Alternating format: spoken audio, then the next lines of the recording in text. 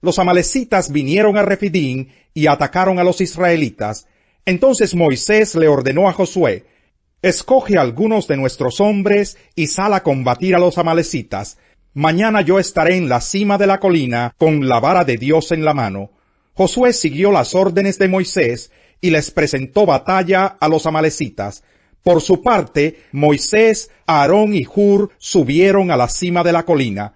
Mientras Moisés mantenía los brazos en alto, la batalla se inclinaba en favor de los israelitas, pero cuando los bajaba, se inclinaba en favor de los amalecitas. Cuando a Moisés se le cansaron los brazos, tomaron una piedra y se la pusieron debajo para que se sentara en ella. Luego Aarón y Hur le sostuvieron los brazos, uno el izquierdo y otro el derecho, y así Moisés pudo mantenerlos firmes hasta la puesta del sol. Fue así como Josué derrotó al ejército amalecita a filo de espada. Entonces el Señor le dijo a Moisés: pon esto por escrito en un rollo de cuero, para que se recuerde y que lo oiga bien Josué.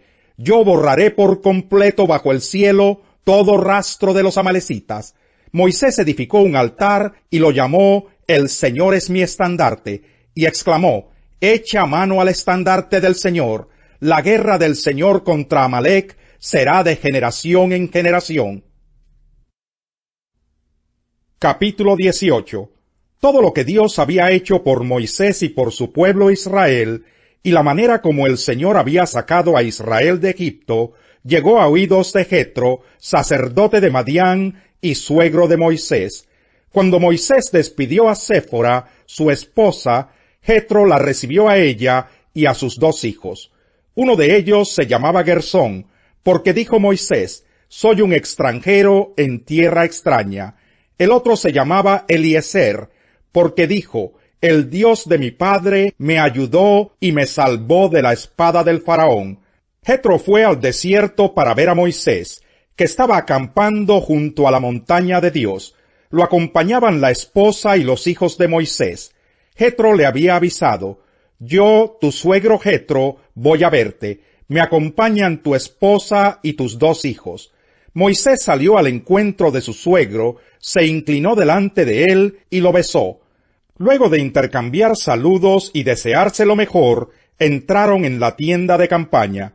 Allí Moisés le contó a su suegro todo lo que el Señor les había hecho al faraón y a los egipcios en favor de Israel, todas las dificultades con que se habían encontrado en el camino y cómo el Señor los había salvado.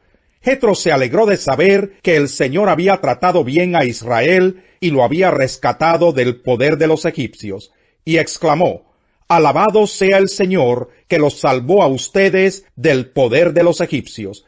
Alabado sea el que salvó a los israelitas del poder opresor del faraón. Ahora sé que el Señor es más grande que todos los dioses, por lo que hizo a quienes trataron a Israel con arrogancia. Dicho esto, Jetro le presentó a Dios un holocausto y otros sacrificios, y Aarón y todos los ancianos de Israel se sentaron a comer con el suegro de Moisés en presencia de Dios. Al día siguiente, Moisés ocupó su lugar como juez del pueblo, y los israelitas estuvieron de pie ante Moisés desde la mañana hasta la noche. Cuando su suegro vio cómo procedía Moisés con el pueblo, le dijo: ¿pero qué es lo que haces con esta gente? ¿Cómo es que solo tú te sientas mientras todo este pueblo se queda de pie ante ti desde la mañana hasta la noche? Es que el pueblo viene a verme para consultar a Dios, le contestó Moisés. Cuando tienen algún problema, me lo traen a mí para que yo dicte sentencia entre las 2 partes. Además, les doy a conocer las leyes y las enseñanzas de Dios. No está bien lo que estás haciendo, le respondió su suegro, pues te cansas tú y se cansa la gente que te acompaña. La tarea es demasiado pesada para ti. No la puedes desempeñar tú solo. Oye bien el consejo que voy a darte, y que Dios te ayude. Tú debes representar al pueblo ante Dios y presentarle los problemas que ellos tienen. A ellos los debes instruir en las leyes y en las enseñanzas de Dios, y darles a conocer la conducta que deben llevar y las obligaciones que deben cumplir. Elige tú mismo entre el pueblo hombres capaces y temerosos de Dios, que amen la verdad y aborrezcan las ganancias mal habidas, y desígnalos jefes de 1,000, de 100, de 50 y de 10 personas. Serán ellos los que funjan como jueces de tiempo completo, atendiendo los casos sencillos, y los casos difíciles te los traerán a ti. Esto te aligerará la carga, porque te ayudarán a llevarla. Si pones esto en práctica, y Dios así te lo ordena, podrás aguantar. El pueblo, por su parte, se irá a casa satisfecho. Moisés atendió a la voz de su suegro y siguió sus sugerencias. Escogió entre todos los israelitas hombres capaces, y los puso al frente de los israelitas como jefes de 1,000, 100, 50 y 10 personas. Estos jefes fungían como jueces de tiempo completo, atendiendo los casos sencillos, pero remitiendo a Moisés los casos difíciles. Más tarde Moisés despidió a su suegro, quien volvió entonces a su país. Capítulo 19. Los israelitas llegaron al desierto de Sinaí a los 3 meses de haber salido de Egipto. Después de partir de Refidín, se internaron en el desierto de Sinaí, y allí en el desierto acamparon, frente al monte al cual subió Moisés para encontrarse con Dios. Y desde allí lo llamó el Señor y le dijo: Anúnciale esto al pueblo de Jacob, declárale esto al pueblo de Israel. Ustedes son testigos de lo que hice con Egipto, de que los he traído hacia mí como sobre alas de águila. Si ahora ustedes me son del todo obedientes y cumplen mi pacto, serán mi propiedad exclusiva entre todas las naciones. Aunque toda la tierra me pertenece, ustedes serán para mí un reino de sacerdotes y una nación santa. Comunícales todo esto a los israelitas. Moisés volvió y convocó a los ancianos del pueblo para exponerles todas estas palabras que el Señor le había ordenado comunicarles. Y todo el pueblo respondió a una sola voz: cumpliremos con todo lo que el Señor nos ha ordenado. Así que Moisés le llevó al Señor la respuesta del pueblo. Y el Señor le dijo: Voy a presentarme ante ti en medio de una densa nube, para que el pueblo me oiga hablar contigo y así tenga siempre confianza en ti.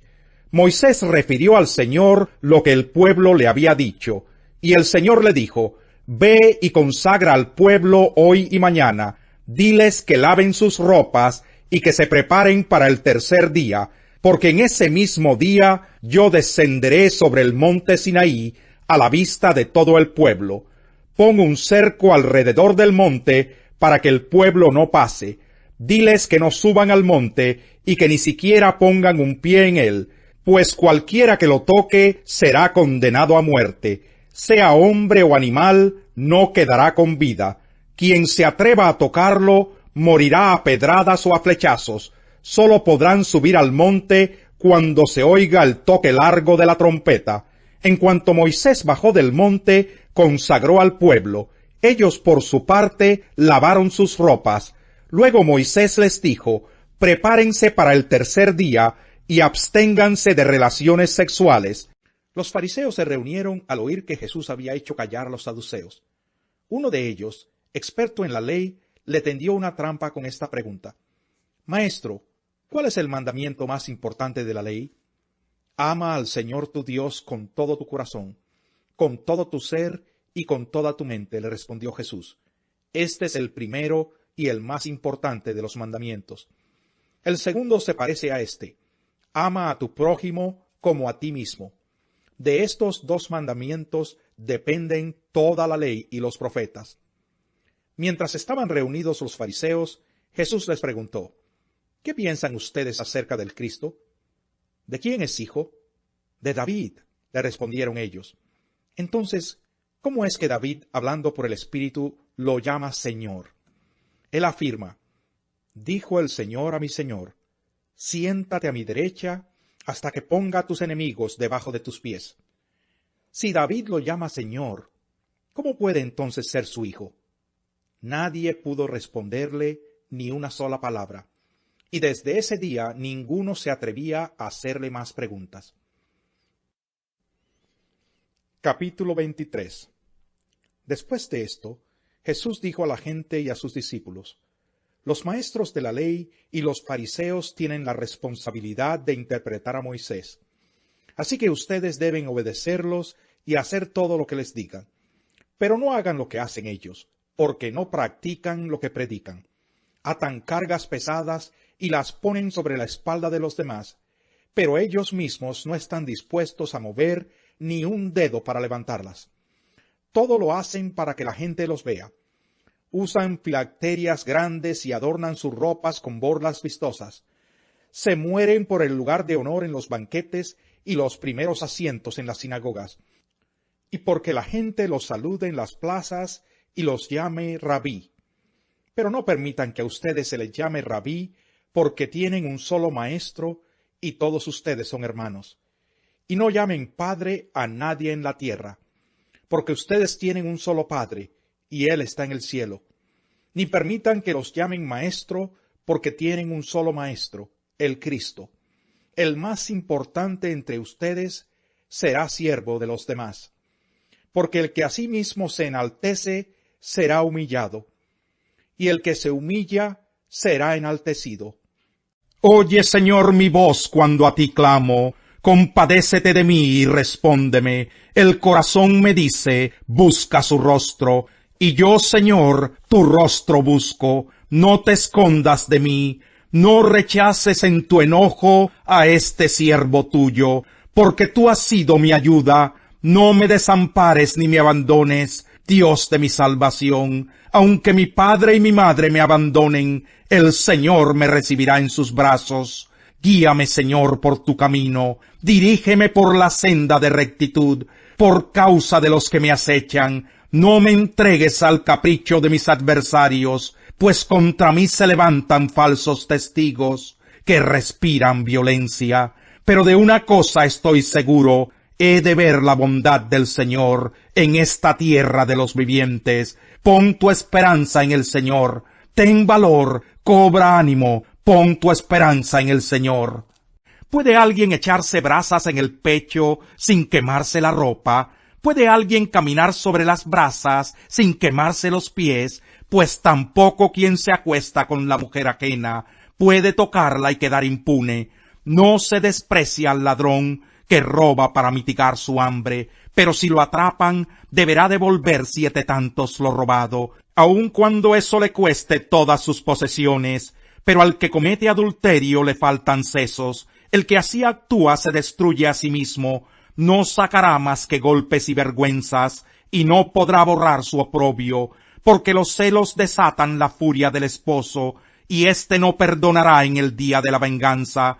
No aceptará nada en desagravio, ni se contentará con muchos regalos.